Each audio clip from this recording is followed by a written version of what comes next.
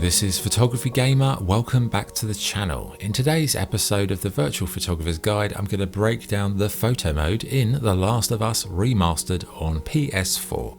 I'll go through the settings, I'll explain what they do and how you can use them to your advantage. The episode will conclude with a few practical examples and a few tips on how you can use the settings to get the most out of the mode. Okay, let's have a look at the mode. So the mode's broken down into tabs. The first tab is camera. This is obviously where you change your camera settings.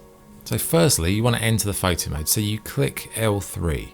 This will enter the photo mode, but you do need to make sure this setting is turned on in the menu before you use this function.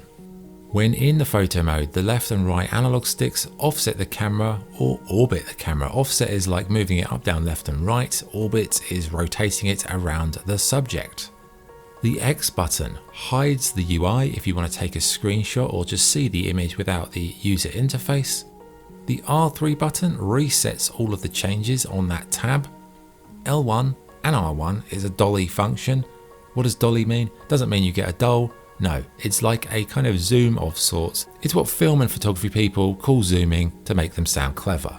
But think of it like a zoom with a slight curve on it at the end.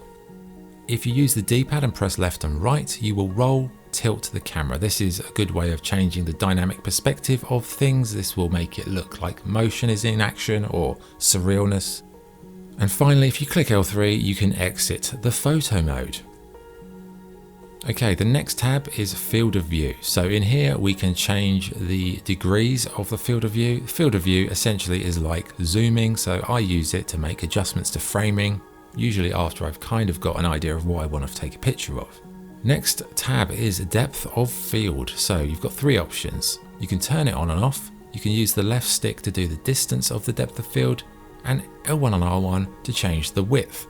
Depth of field is really like how much blur do you want in the image, how much focus do you want in the image. Do you want everybody in focus? Do you just want a tiny thin slice in focus? This is how you do that. Next tab, color filter. So you've got lots of filters here to choose from, really nice ones. You might not want to use them in 100% format. So that's where intensity slider comes in. You can change it, tweak it to your heart's content. Then we have frame.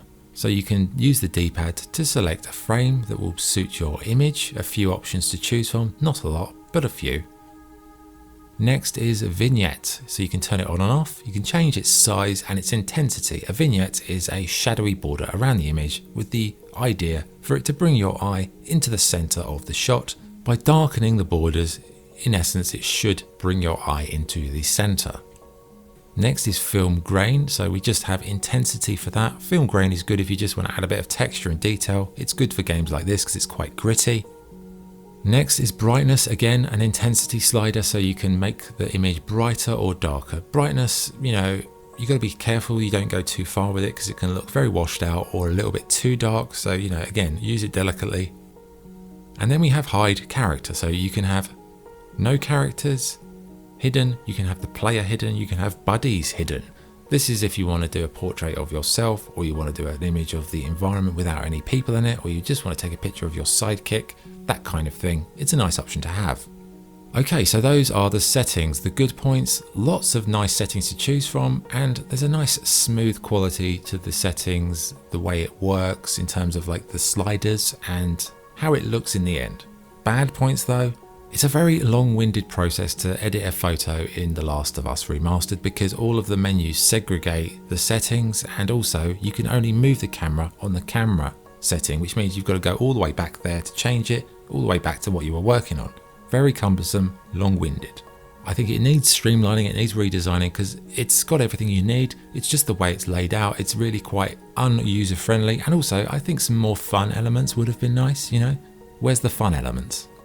Scoring wise, I'd give it, what do I give it? I'd give it like an 8 out of 10. It's got all the things you need. Maybe just the interface design needs a little bit of looking into. Okay, so that is the photo mode. Let's have a look at a couple of photos I've taken. So the first one, we've got one of Joel with a gun with the sun. So what have we done here?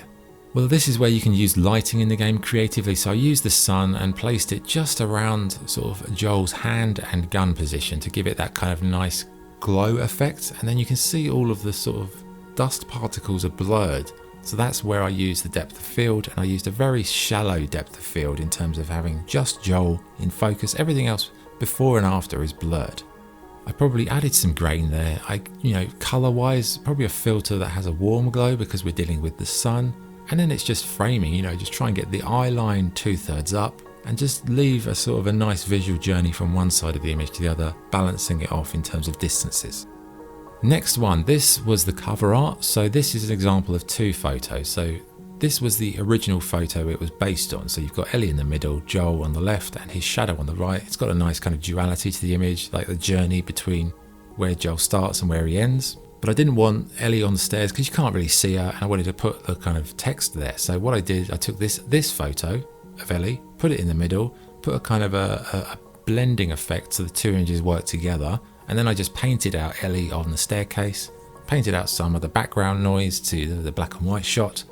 And then I just did a bit of processing on both images together so that it had a kind of a unified quality. But that's a bit more kind of like Photoshop work. But again, shows you what you can do if you mix the photos up. Nice quality of photos, and there you go. Okay, that is all for today. Thank you for watching. I hope it was useful. Let me know in the comments what games you'd like me to cover, and I'll see what I can do. But for now, this is Photography Gamer signing off. Thank you.